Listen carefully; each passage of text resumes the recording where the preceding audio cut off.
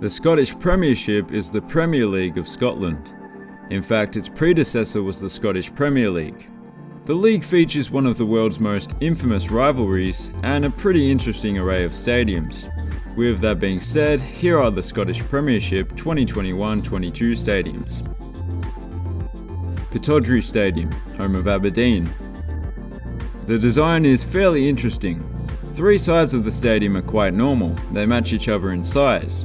And then you have this huge Dick Donald stand at the eastern end of the ground, made up of two tiers of seating and with a rather imposing brick facade. An interesting little tidbit about the ground is that it was the first football stadium to install dugouts. So that's something. Celtic Park, home of Celtic. It's the biggest club football stadium in Scotland. The exterior design is fairly unique. Well, there are a few English stadiums with similar features, but none are quite the same. With that huge roof canopy that covers the three tallest stands, and then you have the small south stand that has the brick facade and looks a little more old-fashioned. In fact, it is. It was the only one that was left intact when most of the ground was demolished in the 90s. But I love that blend of old and new. It's a great looking stadium, this one. Tannadice Park, home of Dundee FC. It's part of the Dundee duo that are the closest professional football stadiums in the UK. It's a funky design, this one, particularly this stand that was actually designed not by Archibald Leach or another Scottish guy, but they actually flew in Bender Rodriguez from the States. It's very typical of Bender's work. But in reality, it's a remnant of the stadium's past. It used to be more of an oval shape and even hosted greyhound racing for a period. It's a very old-fashioned stadium and it's certainly unique. Tannadice Park, home of Dundee United. If Scotland were a communist country, they'd just share one ground, but it's not. So we have a situation where you could literally have a par 3 hole where you tee off at Tannadice Park and the green is in Tannadice Park. This ground looks a little more modern and it's slightly larger. And in case you were wondering, Dundee United actually came after Dundee FC, we're already here.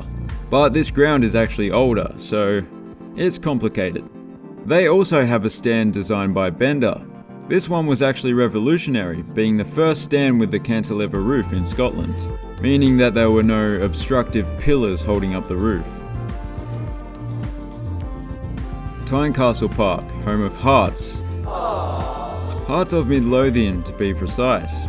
Although I quite like the design that you see now, with the one old-fashioned stand, designed by Archibald Leach rather than Bender, it has since been renovated to become more or less the same on all sides, with a large single-tiered stand in each.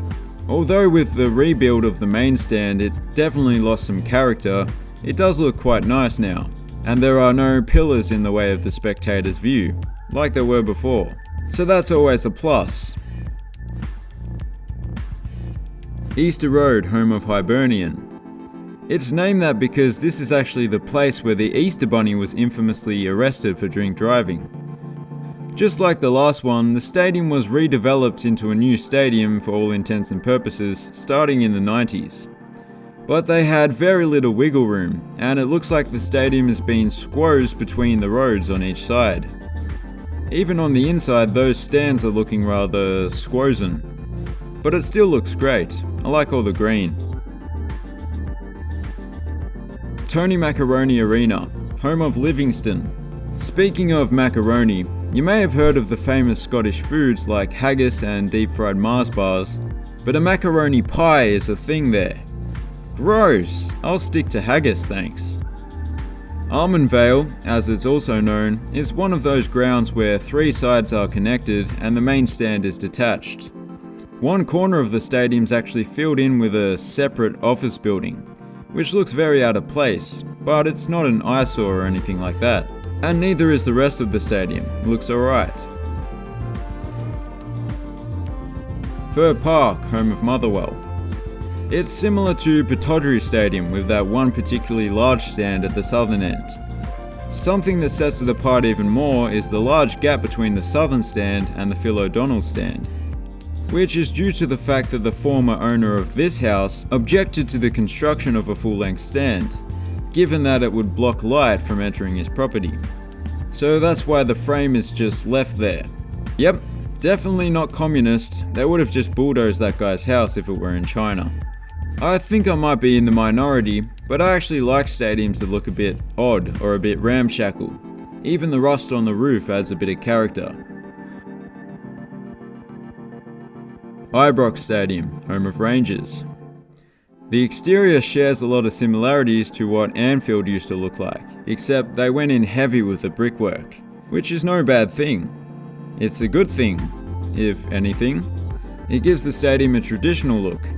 Plus, the plentiful use of glass is always a welcome addition. I especially like these enclosed stairwells that can be seen from the inside as well, which is somewhat unique. But other than that, the interior just looks like a classic British football stadium, made up of 2 tiers for the most part, except for the main stand which has 3. Victoria Park, home of Ross County.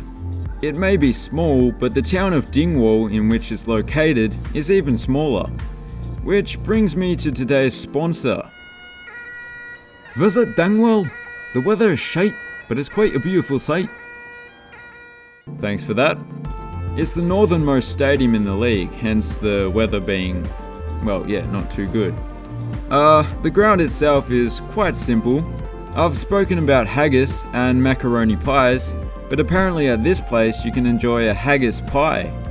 Not much else to say. McDiarmid Park, home of St Johnston. It's named after the late Bruce McDiarmid, a farmer who donated the land that the stadium was built on, as a gift to the people of Perth. It was actually the first stadium in the UK to be an all-seater from the get-go. You wouldn't necessarily have picked it though, because it doesn't really look like anything out of the ordinary. But then again, it's not like they reinvented the wheel, they just went without any terracing. But it looks perfectly fine. And what a legend Bruce McDiarmid is for making it possible. St Mirren Park, home to St Mirren. It's basically what the last one would have looked like if it was built 20 years later. Because it was. They moved from their old ground that went by the same name for financial reasons. But I quite liked the look of their old ground. Definitely had a certain charm to it. A tetanus charm. As for the new one, well, there's not much else to say. It's a fairly straightforward design. It looks pretty good. A modern facade, black and white seats look good, and it has a bubble with a mini football pitch inside. But yeah, nice little stadium to end with. And that's it for today's video. If you enjoyed it, then please consider subscribing. Thanks for watching, have a good one.